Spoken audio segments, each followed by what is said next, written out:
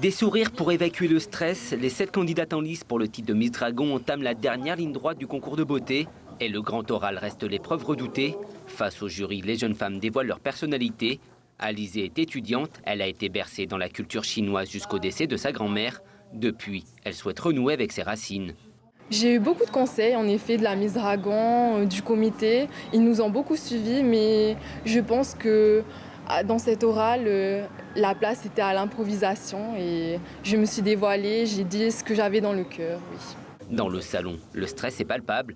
Pas de questions pièges, mais les membres du jury veulent connaître plus en détail le profil des candidates. Pour devenir ambassadrices, les jeunes femmes doivent mettre en avant leurs atouts et leur capacité à représenter la communauté chinoise. On me connaît beaucoup dans le monde sportif en fait. Et souvent on dissocie un peu, enfin on fait la différence entre reine de beauté et sportive. Mais du coup je voulais un peu casser cette image et dire que la femme actuelle, c'est travailleuse, belle, intelligente et sportive. Ma force de caractère, c'est plutôt que je suis très sociable, je suis très pipelette aussi et j'aime rigoler. Le 8 juin sera élue la 50e Miss Dragon dans les jardins de la mairie de Papeete. Mais avant de monter sur la scène, les candidates vont répéter et s'imprégner encore et encore de la culture chinoise. Georges Van Faux, Morgane Yuen, Yorana, merci d'avoir accepté notre invitation de ce soir. On va démarrer cette interview par vous, Georges Van Faux, donc vous êtes le directeur artistique de l'élection Miss Dragon. Cette année, on fêtera et élira la 50e Miss Dragon. C'est une belle aventure. Comment est-ce qu'elle est née ?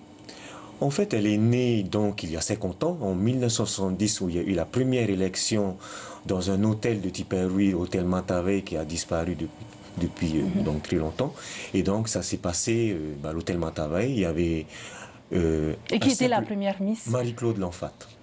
D'accord. Et 2019 est-elle un bon cru pour les candidates aujourd'hui? Oui, elles sont 7 jeunes filles. Alors, la particularité cette année de ces jeunes filles-là, c'est qu'elles ont envie de renouer avec leur lien, leur culture chinoise. C'est-à-dire qu'il y a certains qui ont un petit peu oublié, ou comme elle avait dit Alizée, que depuis le décès de sa grand-mère, elle n'était plus trop baignée dans la culture chinoise. Donc, elle voulait un petit peu se remettre un peu dans le bain, se ressoucer. Que ce soit l'art culinaire, la langue, la danse, toutes ces choses font partie de la... Il y a une chose importante, je crois qu'il y a c'est Vanessa qui a dit qu'elle ne savait pas quel est le vrai nom de sa famille chinoise, l'origine.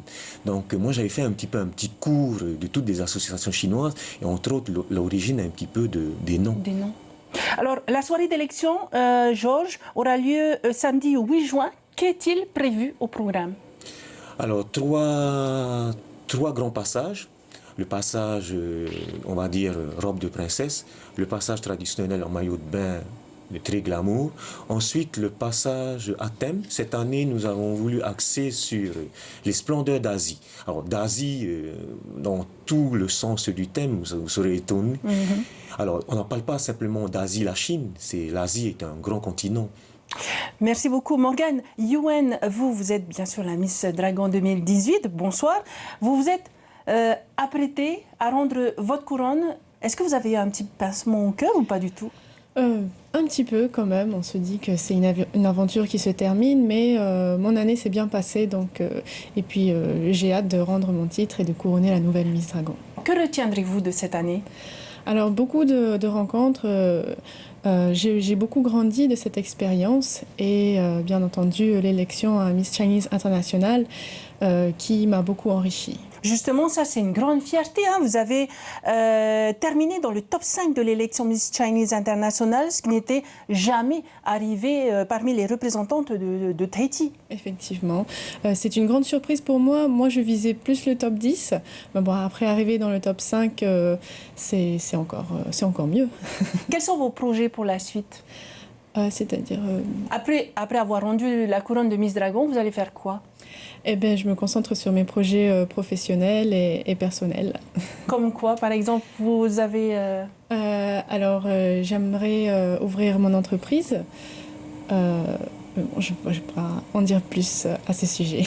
Un petit rappel peut-être, Georges, donc l'élection aura lieu samedi prochain dans les jardins de la mairie de Papeete. Exactement, l'élection va commencer à partir de 20h30. Donc, il est possible encore de se rendre. C'est un grand dîner.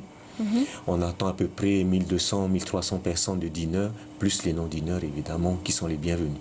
Et on souhaite bien sûr au passage un encouragement à toutes les 7 candidates qui se présentent à l'élection Miss Dragon. Merci à vous deux d'avoir participé à cette interview ce soir et bon courage encore à vous. Merci. À bientôt. Merci.